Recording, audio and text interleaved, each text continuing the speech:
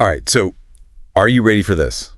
Are you ready to dive into a world where, like, chips can mean two totally different things, like, depending on where you are? Two completely different things, yeah. Today, we're tackling the, I think, wonderfully quirky differences between American and British English. Yeah. We've got this 20-minute video lesson, Okay. and it's packed with vocabulary. Right.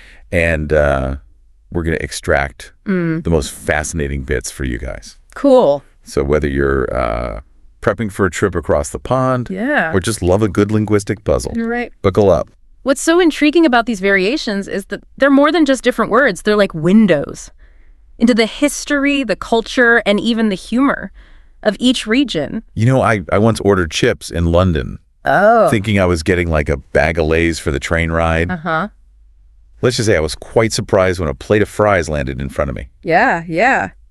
So yeah, definitely some potential for confusion here. Absolutely, and those misunderstandings can often lead to the most hilarious travel stories. But let's start with some everyday vocabulary. Our first pair is apartment versus flat. Two words with the same Latin root, but very different modern meanings. So in the U.S., we'd say, Sir System. Like, I've had a great apartment downtown with a rooftop view. While in Britain, you'd hear flight, like she lives in a charming flat overlooking the park. Now think about this. The word flat often implies a single-level dwelling, whereas apartment suggests a multi-story building. This subtly reflects the historical development of urban housing in each country, with Britain's older cities often featuring row houses and flats, while American cities embraced high-rise apartments as they grew. That's fascinating. It's like the words themselves tell a story about urban development. Okay, what about elevator versus lift? These seem pretty straightforward, right? On the surface, yes. In America, we have Ishengtol, like take the elevator to the 10th floor. And in Britain, it's left, as in, I'll meet you by the lift. But where does this difference come from? Well, one theory is that elevator emphasizes the vertical movement, almost like elevating something to a higher level, while lift focuses on the action of raising or lifting a weight. This could be a subtle reflection of the early engineering approaches used in each country. I never thought about it like that. It makes you wonder if those subtle differences in emphasis shaped the development of elevator technology itself. All right, let's move on to sidewalk versus pavement, another one that's tripped me up before. Indeed, this is where a simple vocabulary swap can lead to a lot of confusion. In the U.S., Seid.Schwarz specifically refers to the paved area designated for pedestrians. Right, like, the sidewalk cafes in Paris are so charming. But in Britain, Seid.Cement encompasses any paved surface, including roads. Oh. Exactly. So if you're asking for directions in London, don't be surprised if someone points you to the pavement when you were expecting a separate walkway. This difference might stem from the way roads and pedestrian paths evolved alongside each other in British cities, whereas American urban planning often separated them more distinct. That makes sense. So pavement is a broader term in Britain, encompassing what we'd call both sidewalk and road in the U.S. Precisely. It's a subtle distinction, but it highlights the importance of understanding the context and how words can have slightly different scopes, depending on the region. Speaking of scope, let's talk about truck versus lorry. Okay, here in the U.S., it's truck all the way. Like, that pickup truck looks brand new. But in Britain, you'd hear yella, as in the lorry driver was making a delivery. Now, lorry is thought to have originated from a dialect word, meaning to rumble, which is rather evocative of those large, heavy vehicles, isn't it? It is. I can practically hear the rumble of a lorry just thinking about the word. Okay, ready for our last pair in this category. This one's a classic flashlight versus torch. Ah, yes. This one always brings a smile to my face. In America, it's fleas dot. Don't forget your flashlight when you go camping. But in Britain, you'd better pack a torch. Shine your torch over here. I think I dropped my keys. I've always wondered about the origin of that word. Well, torch actually harkens back to a time when these portable light sources were literally flaming torches made of wood or other materials. The word has stuck around even as technology has advanced. So it's like a linguistic fossil, preserving a bit of history in our everyday language. That's pretty cool. All right, you ready to move on to some food? This is where things get really interesting and maybe a little bit hungry. Oh, yeah. Hungry for more.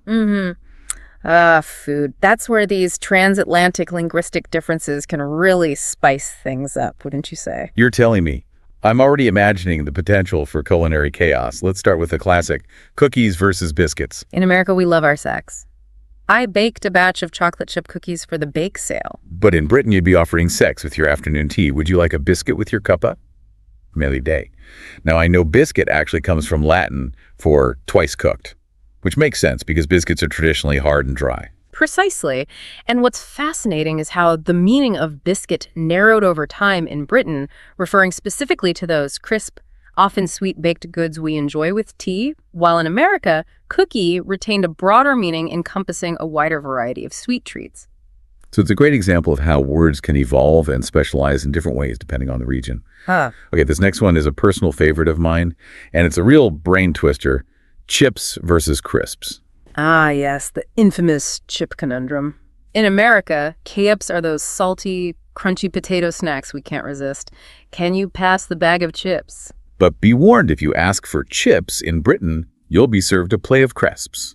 Fish and chips is a classic British takeaway. And to make matters even more confusing, what Americans call fries, those delicious deep-fried potato sticks are known as tea up in Britain.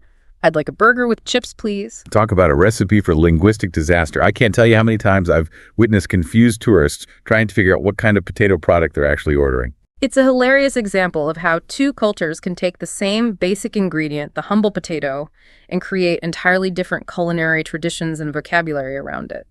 All right, moving on from potatoes, let's talk about eggplant versus aubergine. In America, it's natto.plant. I love grilled eggplant with a drizzle of olive oil. But in Britain, it's the much more elegant sounding says aubergine. Aubergine is a key ingredient in many Mediterranean dishes. The British term aubergine reflects the influence of French and Arabic languages on British cuisine. It's a reminder of how historical trade routes and cultural exchanges have shaped not only the foods we eat, but also the words we use to describe them. I love how a single word can tell a story about global connections. Okay, last one in this delicious category, candy versus sweets. In America, we indulge in sescan.di, trick or treat. Give me all your candy. While in Britain, it's all about the sweets. Let's pick out some sweets from the shop.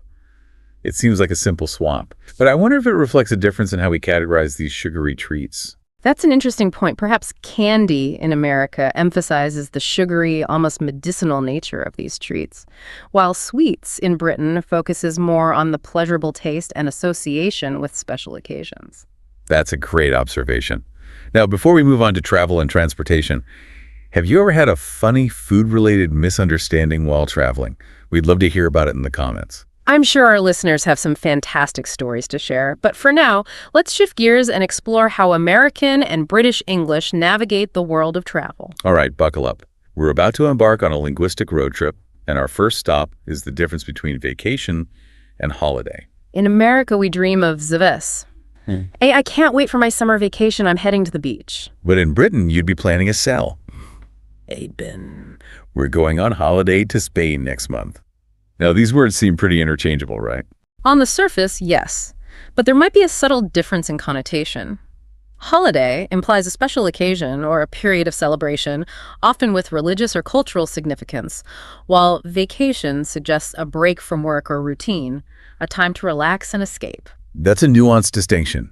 It makes me wonder if it reflects a difference in work-life balance or the importance placed on traditional holidays in each culture. Indeed, language often reveals more than just the literal meaning of words. It reflects deeper cultural values and perspectives. Speaking of cultural differences, let's talk about filling up the tank. Or should I say, filling up the boot. Ah, yes, the great gas versus petrol debate.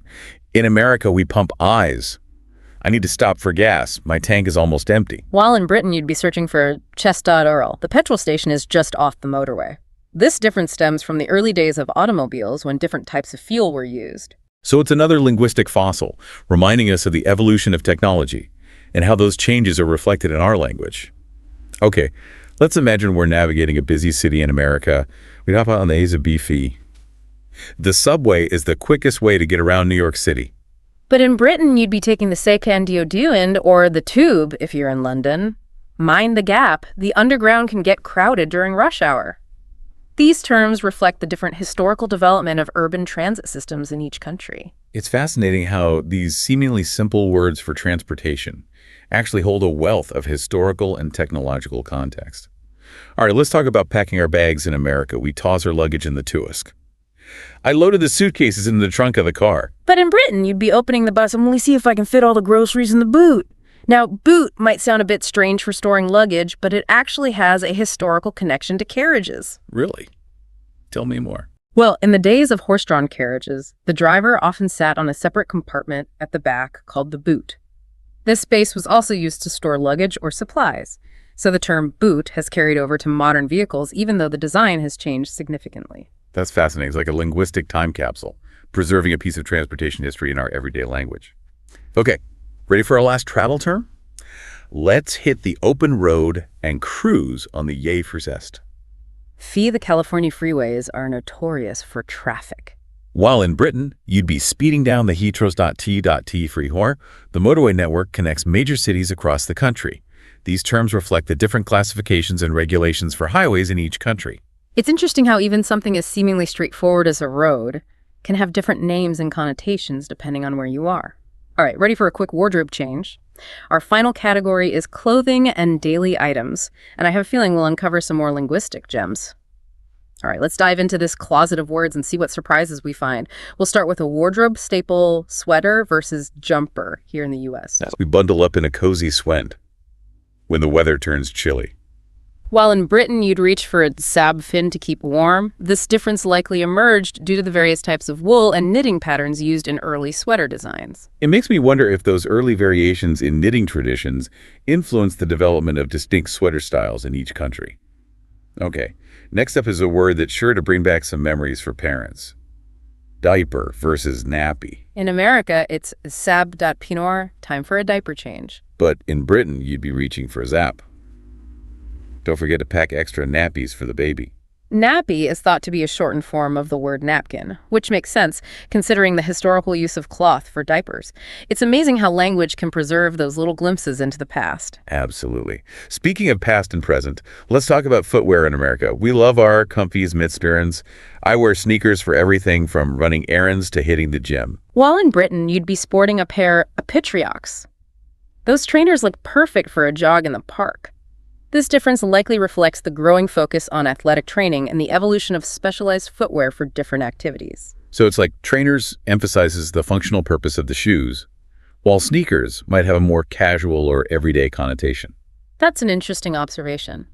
And it highlights how subtle shifts in language can reflect broader cultural trends and attitudes toward fitness and leisure. Speaking of leisure, let's imagine we're winding down for the day in America. We'd relax in a plush pitcher bay after a long bath. But in Britain, you'd slip into a sit-stones to get ready for bed or lounge around the house. This distinction might stem from different cultural norms and practices around bathing and dressing. Perhaps the emphasis on bath in bathrobe reflects the American tradition of taking long baths for relaxation, while dressing down suggests a more formal or ritualistic aspect of getting dressed in Britain. It makes me think about how even our daily routines and rituals are reflected in the language we use. Okay, ready for the grand finale. This last one always makes me chuckle. Eraser versus rubber. Yes. This is perhaps one of the most iconic examples of British English slang in America. We use entorster to fix those little pencil mistakes. But in Britain, you'd be asking for a Sigbee. Can I borrow your rubber? I need to erase this line. This difference stems from the early use of rubber to erase pencil marks. It's fascinating how a simple material can lend its name to an everyday object and create such a distinct linguistic quirk. I love it. It's a reminder that even the most mundane things can have fascinating stories behind them. Absolutely.